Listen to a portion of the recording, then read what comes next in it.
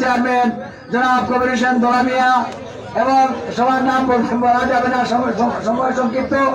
এখানে উপস্থিত আছেন আমাদের বারবার নির্বাচিত উপজেলার চেয়ারম্যান, আজকের যার উদ্যোগে এখানে আমরা সমবেত হয়েছি।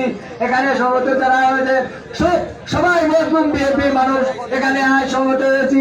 যার জন্য সমবেত হয়েছি উনি হলেন বাংলাদেশ জাতীয়তাবাদী দল বিএনপির আন্তর্জাতিক বিষয়ক সম্পাদক এবং আন্তর্জাতিক পরিমণ্ডলে তার উনি একটি সুনামধন্য মানুষ জনাব হুমায়ুন কবির সাহেব আজকে সবার প্রধান অতিথি।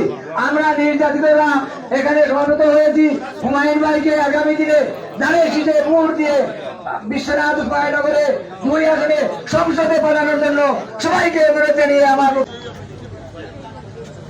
আসসালামু আলাইকুম, বিসমিল্লাহির রহমানির রহিম, আসসালাতু ওয়াসসালামু আলা রাসূলিল কারীম নবিয়িনা মুহাম্মদ ওয়া আলা আলিহি ওয়া সাহবিহি বারিক ওয়া সাল্লাম।